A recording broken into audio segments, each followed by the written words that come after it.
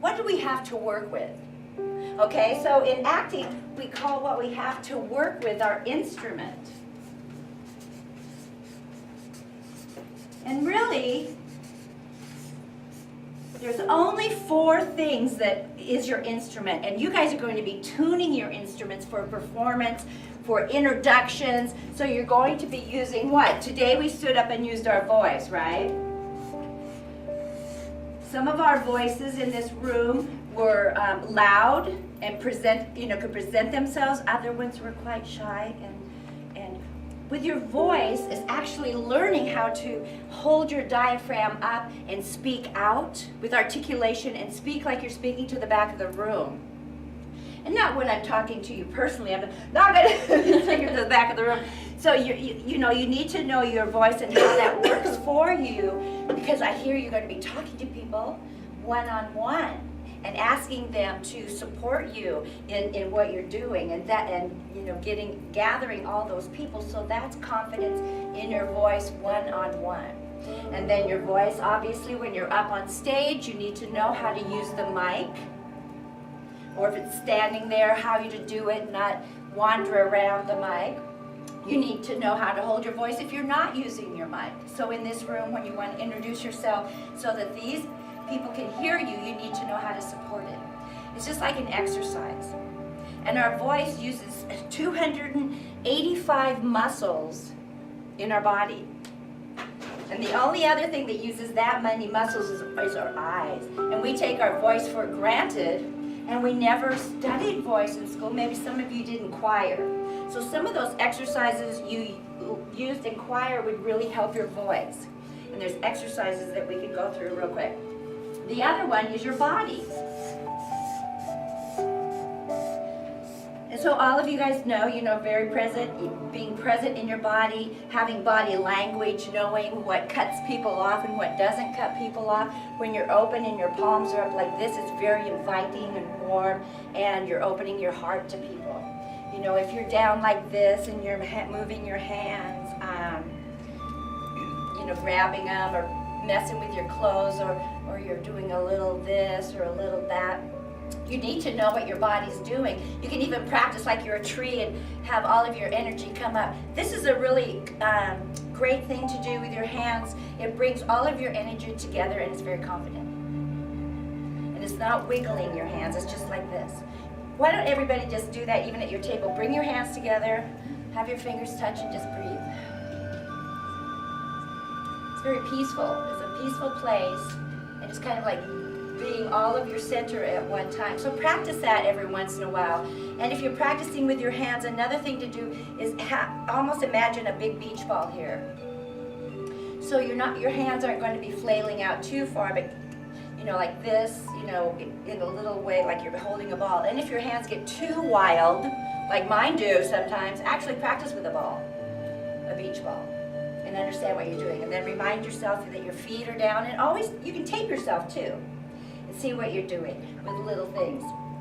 So, and let's talk about our body. That's actually going to be our facial expressions also.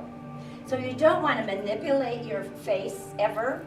I mean, I know I've been in pageants before where you have to smile and you have to stand, but you want to have that come from your heart and from your stomach. And even when your teeth, they get stuck on your lips and all that bad stuff, you still have to do it.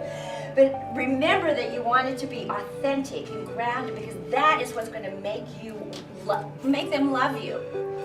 Your authentic personality, because every one of you are different, everyone's unique. And so the more you can show that, the more you're going to shine.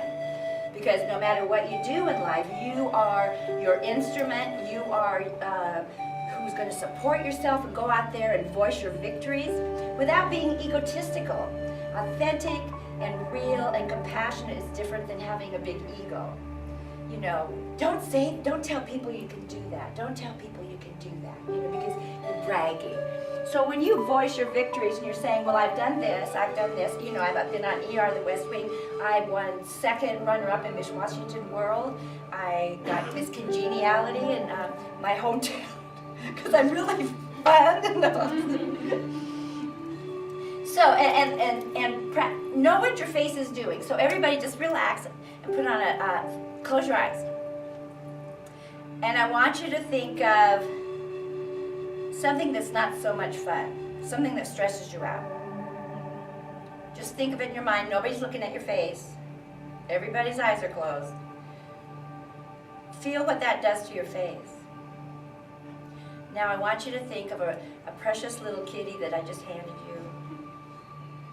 And you've got it in your hand. I hear giggles, smiles all the way around. So that is the easiest way to change your facial expression and change your mood. Because if you're stressed out or something, if you think of something loving like a little kitty or a niece or a nephew or a baby or your puppy's licking your face, I mean, you have to smile and it's authentic. So those are little tricks you can do if you're, I don't know what's going on, I'm stressed, I'm rushing here, rushing there. So just little tiny thoughts can change how you present yourself. And I saw the most loveliest smiles. They're very gentle and real when you guys did that. So knowing what your body's doing, having your body connected with your feet and not be a talking head. Because then if you're just up here all the time, you're not connecting and being authentic all the way through, like when you're walking and you're showing who you are. It's all of you, all the way from your toes to the top of your head. So that's where your body comes in. And then we kind of worked on our mind a little bit, just tricking our mind. Using thoughts to change your body, to change your facial expression, to change your mood. Mood is going to be a big part of how you guys show up. What state of mind are you going to be in when you're under the most pressure ever? Maybe to this young part of your life, this might be the most pressure that you might feel that you're under. So I want to teach you a trick about the mind, okay? So the mind is like a computer, and I'm sure all of you guys use computers, and there's defaults on computers, and they always go to the one thing, go to the one thing. So one thing that, the last 15, 20 years, they're learning a lot about your mind. And so what they've discovered is your mind, how it remembers things and how your beliefs start developing is something will happen, and then your brain sorts and then puts it in categories. So an example would be like if you were in second grade and the teacher said, raise your hand if you know this answer, and you're like this. And then you give the wrong answer. And then everybody in the room's looking at you going, oh, I'm not very smart. And then maybe next time you'll go, well, I think I know the answer. I go, oh, but I didn't get, I'm really stupid. So that one little thought, I'm dumb, a lot of mine was dumb, stupid, and fat. When I was little, just dumb, stupid, and fat, and that kept going over in my mind. And I never was any of those things. But what your brain does when it says, oh, okay, you're stupid, it seeks out other evidence to put in that file. And they go, oh, that's right, I am stupid. You'll actually see things in the world that will make that belief stronger, because that's what your brain does. That's why your brain, when you have to do something repetitive over and over and over, that's how you learn, isn't it? You put it in that slot all the time. Well, that's how your brain works on the things that you don't want to remember, on the things that aren't helping you. Because you're not stupid, and it wasn't true in the first place, and your brain is telling you it is. So do you see how that makes sense?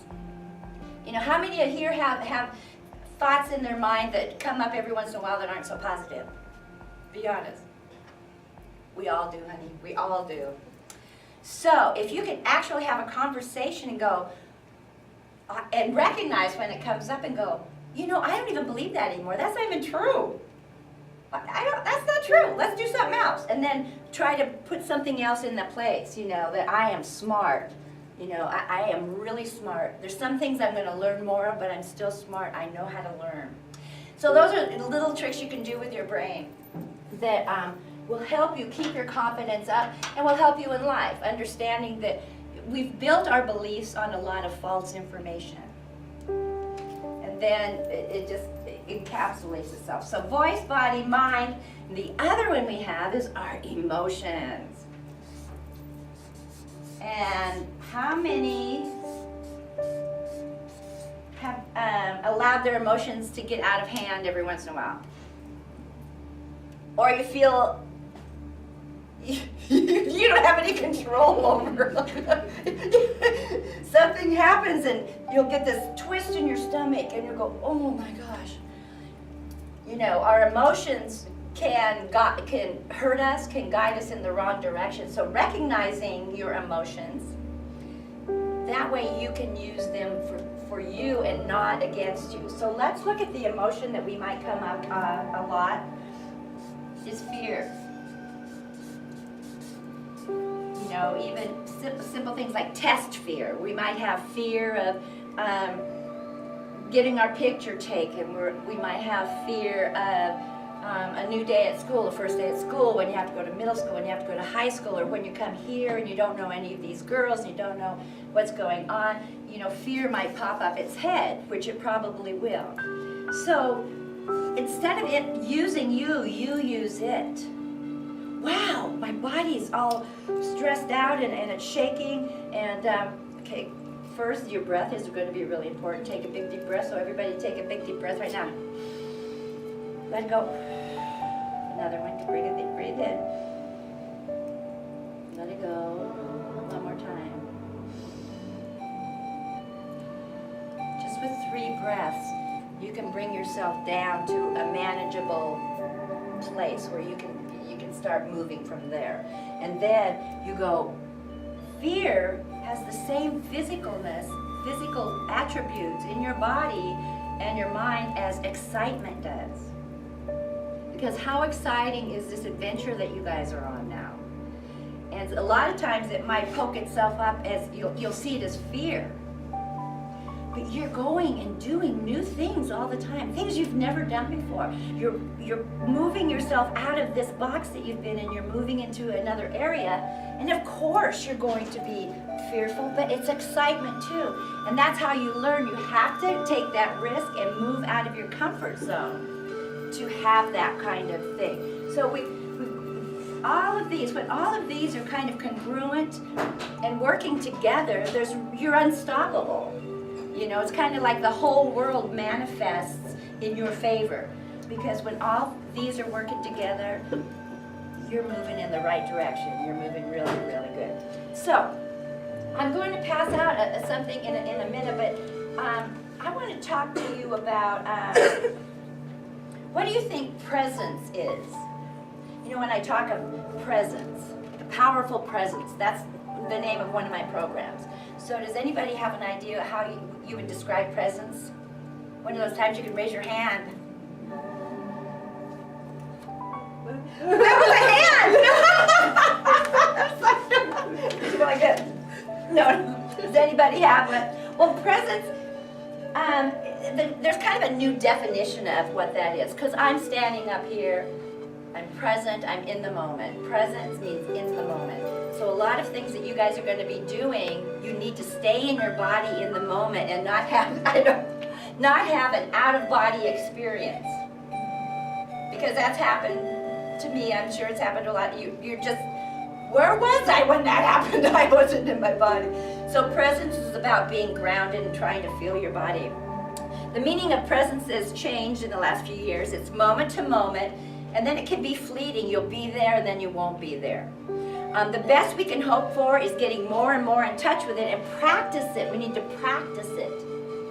And then we can bring it to it when we need. And that's our best access to our skills, our knowledge, our expertise, and our core values. And I know that this campaign is about value and core values, what we want to do in the community, how we want to see people live their lives. So all of these, being present in the moment and understanding that your core values, all the things that you love and believe are a part of your presence. And that way we can share our message, our gifts, and our services in an open manner that connects us with others, because you need to connect with all these people. Connect with the judges, you need to connect with all these people that are going to support you on this adventure that you're going on. So the more that you can do that and be present, the better off you are. I'm just going to go through as much stuff as I can here. So the definition of confidence. Confidence is a feeling of self-assurance arising from one's appreciation of one's own abilities or qualities. So your core confidence has nothing to do with out here.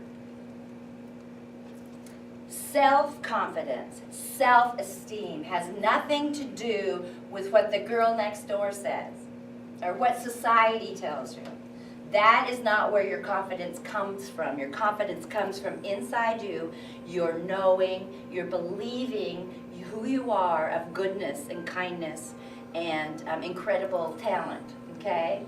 So that's where your confidence lies within you. It's within you, and it's internal, and at night when you go to sleep, you can think about it. Start to feel your confidence when you wake up in the morning. I would say before you got out of bed, do a little prayer, meditation, and figure out how you can feel whole and have an intention through that day to move with power and presence. Because this is something you can use at school, walking down the street. It'll just give you a lot more power. So I'm going to hand out, I have flyers. I do have a free power and presence workshop that you guys are more than welcome to come to, and it's during the day. It's 3 o'clock at the Chamber of Commerce, and all the information's on the front page. I think I want to do a vocal exercise right now, so go ahead and stand up, everybody. We're going to do a simple vocal exercise that you guys can do. And with, you guys can do it too. Yeah, everybody can do it. Why not? Okay, so we are going to do a little bit of the deep breathing. I know we're kind of crowded, but bend your knees and have your hands go and take a deep breath in. Just like exercise or yoga, and then down. And another one. Feel your breath go as far down as you can. One more. Check your shoulders, make sure they're not up around your ears, they're just relaxed. Your posture's good. But allow your stomach to have some relaxation in there. And think of your breath going into your lower part of your stomach instead of up here. This is where you're going to get your support for your voice. So now what we're going to do is just take a deep breath in, and then we're going to count until we run out of breath. And it's going to be kind of loud. We're going to try to hit the back wall with it, and we're going to articulate our numbers. Okay, so here we go. Take a breath in. 1, 2, 3, 4, 5, 6, 7, 8, 9, 10, 11, 12, 13, 14, 15, 16, 17, 18, 19, 20, 21, 22, 23, 24. Yeah. So this is something, actually, if you do this all the time, you can pick to go to number 12 5 times, then go to number 15 5 times, and then go until you run out of breath. You can do this when you're walking down the street, when you're at home, when you're riding a bike. This will start to build up your diaphragm without doing a lot of different exercises. So let's go to 12 one more time. Take a breath in. 1, 2, 3, 4, 5, 6, 7, 8, 9, 10, 11, 12. Good. So this is something that's simple, and it builds up your voice and your lung power. So let's just do a little humming. It's called Me, Me, Ma, Mo, Moo. I can put that up here. And Ma, Moo. Me, Me, Ma, Mo. Mo would be an E. Okay, here we go. So have your breath, your shoulders relaxed. Me, me, ma, mo, moo. Put your finger right here. Me, me, ma, mo, moo. Have it like explode out of your mouth one more time. Me, me, ma, mo, moo. Okay, so we're going to change the M to B. Okay. B, be, ba, bo, boo. Can you feel this little thing moving? Okay, take it again. B, bang, ba, bo, boo. Now we're going to do G, which that's in the back part of your throat. G. Okay, here we go. Gee, gay, ga, go, goo. Again. Gee, gay, ga, go, goo. Okay, so if you are going to be getting in front of people talking, I would really recommend developing this a really short thing that you can do. Go in the restroom and do it. Do it in the car on the way there. It will warm up your voice gradually, just humming and doing the slide. It's kind of like a rainbow. Let's do that together. Breathe in. Now let's start from the upper and go down.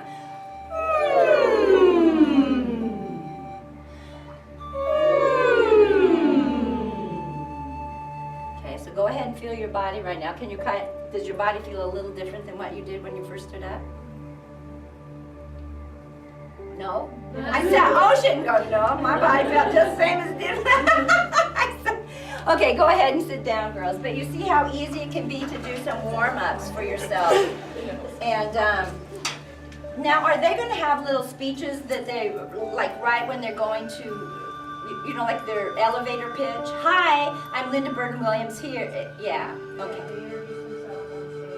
Right, and so they have that memorized. And okay, so when you're memorizing something like that, there's a thing we call beats that you want to mark your little speech with. That kind of gives you a break. So I say, hi, I'm Linda Burden-Williams. I'm an actress of 30 years, and I've been on ER, West Wing, Hallmark Hall of Fame. The reason you have places where you stop is so they just don't go rambling like this and they don't even know what you're talking about. Because teenagers do that, and we mumble a lot. Humans mumble a lot unless they're really articulating. So there's all these little tricks you can do to get that. So on the front of this is the free thing that I'm doing. All ages are invited. It's a pretty big room, and it's going to be more of this kind of stuff and some improvisation. And it's on November 30th. You're running for... I'm running for Lane County. Here you go. Very good. Alright, I'm Nicole McNerney. That's not you ever. Nicole McNerney, Lane County and U of O. Allie Abel, also Lane County and U of O.